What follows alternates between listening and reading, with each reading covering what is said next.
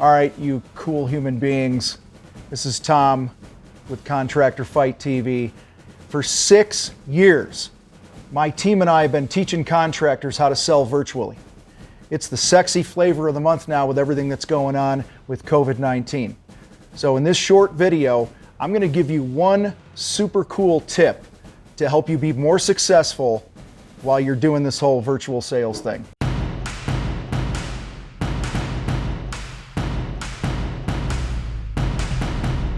Now, more than ever, your prospects are going to be accepting of this whole phone and virtual sales thing.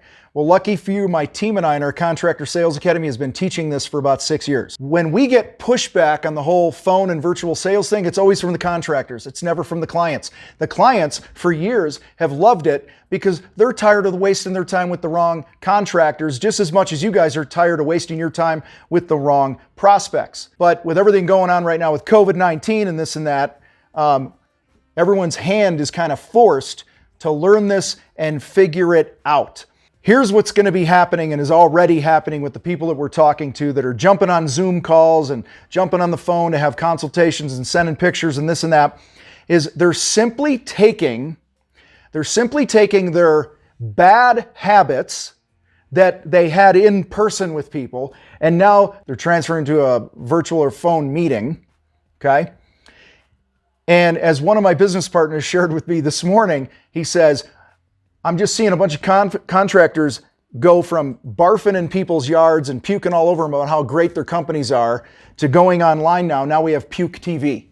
All right, so if you're doing a Zoom call or a FaceTime with a client right now and you haven't changed any of the habits that were shitty out in the field in person with people, you're just doing it on TV with them now, and that's not good.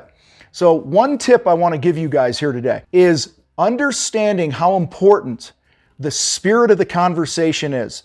It's the tone, it's the feel, it's the overall spirit of what it's like to communicate with you or one of your salespeople. And I believe the most important step in our Shin Fu process that we teach is step one, which is called the motive.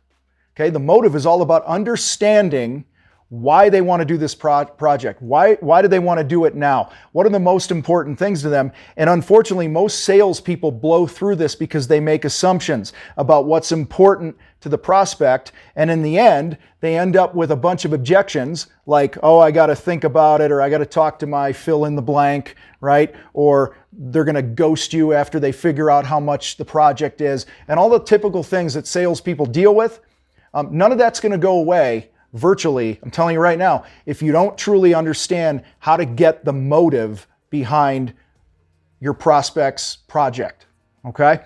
So one effective word track that we teach and we use, and I've seen hundreds of our clients use that have put millions of more dollars collectively in their pockets over the last few years, is this one question that's designed to get to the motive. So I'm going to give you an example of what that might sound like. So let's say you're on a FaceTime, you're on a Zoom, you're on a phone call, and you've asked some really good open-ended questions. You've shut your mouth, you've let them talk. Instead of pouncing all over that, oh, we can do this, and we can do this, and we can do this, here's where the rubber hits the road with getting the motive. You know, Mary, you've shared with me some things that are really important to you about the project. Would it be okay if I asked you one more question so I could totally make sure that I got this right? Of course, she's going to say yes, he's going to say yes. And here it is. You paint a picture. I want you to paint a picture visually for them. So, Mary, when this job is done and somebody has built you a new kitchen and you're standing at your new island and you're writing that person the final check for the project, what would have needed to happen in order for you to feel like this was the best experience you've ever had with a contractor? And then shut your damn mouth.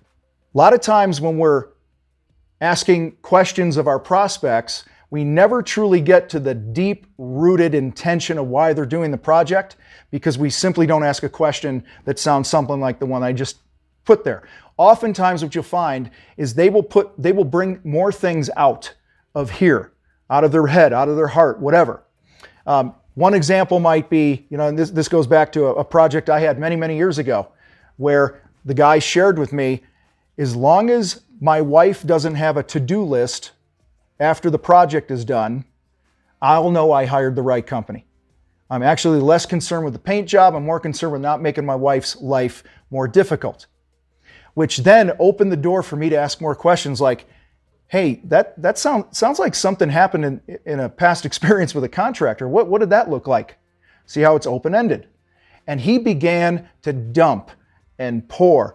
And what we were able to do is we were able to contract the project around that motive, around the pain or pleasure that was the most important thing to them.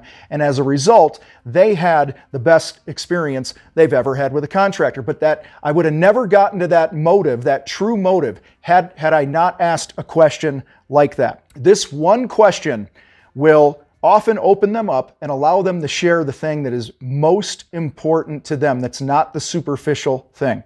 And if you notice the way I ask the question, I try to put them visually there. We paint a picture. The van is driving the way. The crew is leaving. You just wrote the check. You got your wife or whoever under your arm and you close the door. What's going to make you feel like this was the greatest decision you've ever made? When this happens, they feel a connection with you that I promise you, they're not going to feel with any other contractor that they've talked to. In fact, they're going to get off the phone or the FaceTime or the Zoom meeting or whatever virtually they're doing with all these contractors, and they're going to feel like you really got them. They were heard. They were understood. When you do that, the game changes because their trust in you goes through the roof. This one question will help you close more deals, waste less time, make a whole lot more money than you would if you didn't get to the heart of what the motive is. So right now, the whole contracting world, the whole business world, and every industry, they're jumping on the virtual sales bandwagon. But if you're not careful, you're just going to bring those same shitty habits that you had prior to this onto what we call puke TV, and that's not good for anybody. I appreciate you guys hanging out here today. Hit the link below if you want to learn more about how to sell virtually. All right, we got some really cool resources, a lot of free stuff for you, this, that, and the other thing. And guys, be aggressive. Use this time to be a student of the game, all right? Truly practice these things, role play these things so that you can take your sales game to a new level. You guys rock. I got to roll. We'll see you next time.